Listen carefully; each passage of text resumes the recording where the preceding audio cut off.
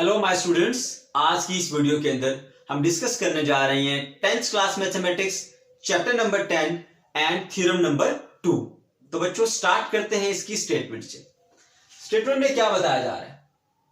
The tangent to a circle and the radial segment joining the point of contact and the centre are perpendicular to each other.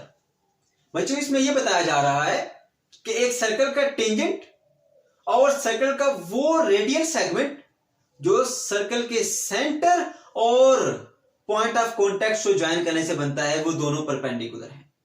आपको मैं diagram बना के explain करता हूं। Circle की बात की है तो आप सबसे पहले बच्चों एक सर्कल ड्रा कर लेंगे। ऐसे आप लोग कैसे डायग्राम बनाएंगे, इसको स्टेटमेंट को देखते हुए वो भी आपको पता चल जाएगा। ये आ गया हमारे पास सर्कल। फिर टेंजेंट की बात हुई है। टेंजेंट एक ऐसी लाइन होती है जो सर्कल के सिर्फ एक पॉइंट को टच करती हुई जाती है। तो बच्चों आपने यहां पर एक लाइन ड्रा कर ली, ये हमारे पास आ जाती है जी टेंजेंट, ये इस पॉइंट पे आके टच कर रही है। फिर रेडियल सेगमेंट की बात की गई। कौन से रेडियल सेगमेंट? जो कि joining the point of contact and the centre, जो इस सेंटर और इस पॉइंट ऑफ कांटेक्ट से मिलाने से बनता है, ये रेडियस।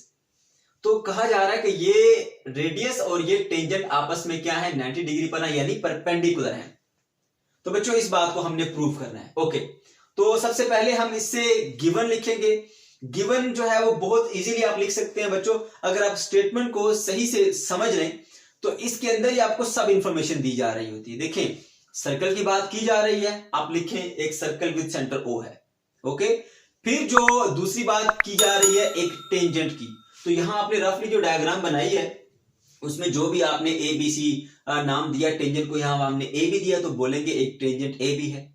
उसके बाद रेडियल सेगमेंट की बात हुई तो आप लिखें एओसी, जो भी आपने नाम दिए रेडियल सेगमेंट को कि एक रेडियल सेगमेंट हमारे पास ओसी है। इस तरह आपने तीन चीजें लिखनी है। सर्कल का बात करनी है आपने रेडियल सेगमेंट की बात करनी है, आपने टेंजेंट की बात की करनी है, और यही तीन बातें तो आपको गिवन में बताई हुई हैं। ओके, प्रूफ क्या करना है? प्रूफ ये करना है, वो ये कह रहा है कि वो सर्कल का जो रेडियल सेगमेंट है और जो टेंजेंट है वो परपेंडिकुलर है। रेडियल सेगमेंट का नाम क्या है? ओसी, और टेंजेंट का नाम क्या है? AB। तो आपने प्रूफ करना है कि OC is perpendicular to AB। Okay बच्चों, अब इस डायग्राम से आप ये बात प्रूफ नहीं कर सकते। क्यों प्रूव नहीं कर सकते? क्योंकि इसमें कुछ ऐसी सिचुएशन नहीं है जिससे आप इस चीज को प्रूव कर सके। इसलिए आपको कुछ ना कुछ कंस्ट्रक्शन करनी पड़ेगी। तो आपने कोई भी एक पॉइंट ले लिया, इस पॉइंट ऑफ कॉन्टैक्ट से हट के यहां पर आप P पॉइंट ले लिया, और उसके बाद फिर P को आपने ज्वाइन कर देना है इससे, और ये सर्कल को पॉइंट D के ऊपर कट करेगा। ओके, ये आपने कंस्ट्रक्शन करनी है। यही बातें मैंने यहां पर लिखी हैं। तो बच्चों ये हमारे पास डायग्राम रेडी हो गई। अब हम इस थ्योरम को कैसे प्रूव करेंगे, पहले आपके माइंड में एक स्केच बना दूं। करना क्या है हमने? बच्चों याद रखो, एक पॉइंट का एक लाइन से जो डिस्टेंस होता है ना, शॉर्टेस्ट डिस्टेंस, वो हमेशा परपेंडिकुलर होता है। एक पॉइंट का एक लाइन से डिस्टेंस हमेशा शॉर्टेस्ट डिस्टेंस जो है वो परपेंडिकुलर ही होता है। तो अगर हम ये बात प्रूव कर लें कि हमारे पास ये जो सर्कल है इसका सेंटर और ये हमारे पास जो एक टेंजेंट है, ये एक लाइन है, सर्कल के सेंटर और इस टेंजेंट तक जो शॉर्टेस्ट डिस्टेंस है वो परपेंडिकुलर होगा। हमने ये प्रूव करना है कि ये जो रेडियल सेगमेंट है OC, ये शॉर्टेस्ट डिस्टेंस है। क्योंकि अगर ये शॉर्टेस्ट डिस्टेंस प्रूव हो गया तो हम जानते हैं कि एक पॉइंट का एक लाइन से जो शॉर्टेस्ट डिस्टेंस होता है वो परपेंडिकुलर होता है, तो हम कह देंगे कि ये परपेंडिकुलर है। तो आपने क्या प्रूव करना है? आपने ये बात प्रूव करनी है कि इसके ऊपर जो बहुत सारे पॉइंट्स हैं उनका सर्कल के सेंटर से जो डिस्टेंस है और एक रेडियल सेगमेंट है, ये डिस्टेंस है। यानी इस पॉइंट से इस पॉइंट तक ये रेडियल सेगमेंट, बाकी सारे A से O तक डिस्टेंस, O से B तक ये सब डिस्टेंस है। तो हमने ये बात प्रूव करनी है कि O से लेकर E तक जो डिस्टेंस है इस डायग्राम के अकॉर्डिंगली ये रेडियल सेगमेंट है और ये शॉर्टेस्ट डिस्टेंस है इस पॉइंट का लाइन से, तो फिर ये परपेंडिकुलर होगा। तो चलिए अब इसको हम किस तरह से प्रूव करते हैं। यहां पर बच्चों बताया जा रहा है इसके अंदर कि AB एक टेंजेंट है। हमने यहां पर पहले बता दिया उसको कि AB टेंजेंट है जो पॉइंट C पे कांटेक्ट करता है। दूसरी बात हमने क्या बताई कि यहां पर हमने कुछ कंस्ट्रक्शन की है। कंस्ट्रक्शन क्या किया? एक पॉइंट P लिया, P को O से ज्वाइन किया, वो D पॉइंट के ऊपर आके कट करता है। अब यहां हमने क्या बात प्रूव करनी है, जो मैंने आपको समझाई कि हमने किसी तरह ये बात प्रूव करनी है कि OC जो है वो शॉर्टेस्ट डिस्टेंस है किसके दरमियान? सर्कल के सेंटर और इस लाइन के दरमियान। अगर ये शॉर्टेस्ट डिस्टेंस प्रूव हो गया तो इसका मतलब है फिर ये परपेंडिकुलर होगा। क्यों? क्योंकि shortest distance between a line and a point is a perpendicular distance.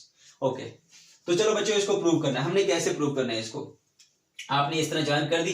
पहली बात आप क्या लिखेंगे कि OC और OD, OC और OD दोनों क्या है, रेडियाई ऑफ द सर्कल हैं, तो ये तो कभी डिफरेंट हो नहीं सकते। तो आप यहां पर लिखेंगे कि OC is equal to OD। Reason क्या देंगे आपके, ये radii of the same circle है, एक ही सर्कल के रेडियाई कभी चेंज नहीं हो सकते।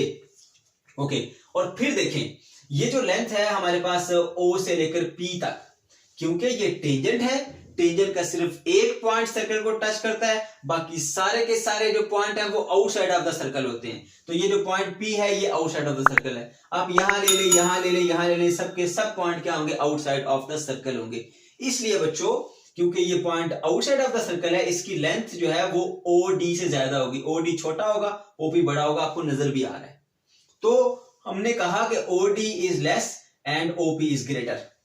यहां पर लिख देंगे आप वही बात के OD is less than OP, कि हमारे पास जो ये वाली लेंथ है ना OD, वो कम है, किससे कम है, OP से। अगर OD OP से कम है तो फिर OC भी OP से कम होगी। फिर हम लिख सकते हैं कि OC जो है वो भी कम होगी OP से। अब आपको ये बात कंफ्यूजन कर रही होगी, इसलिए मैंने यहां पर ये डायग्राम बना के रखी ताकि आपको क्लियर कंसेप्ट ले। बच्चों हमने बोला OP अगर OD से बड़ा है तो फिर OP OC से भी बड़ा होगा। क्यों, क्योंकि OC और OD दोनों क्या है, इक्वल।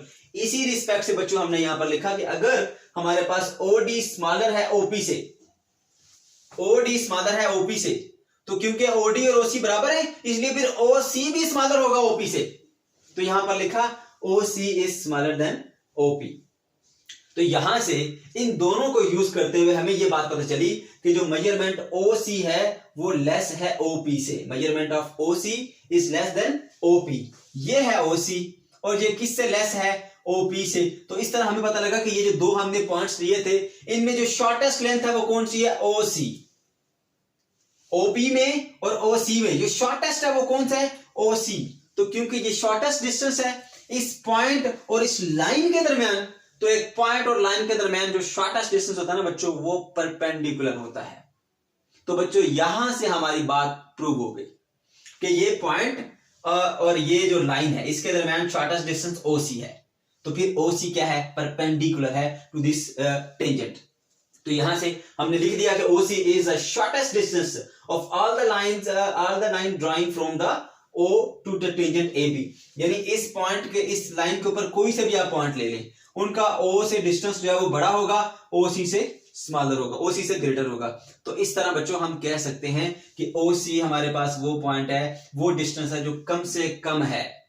ठीक है, तो अगर ये कम से कम है तो एक पॉइंट और लाइन के दरमियान कम से कम फासला परपेंडिकुलर होता है। तो हम बच्चों लिख देंगे कि OC is perpendicular to AB। ये था हमारा आज का थ्योरम। अगर आपको कोई क्वेश्चन करना है तो बच्चों कमेंट सेक्शन के अंदर जरूर कर सकते हैं।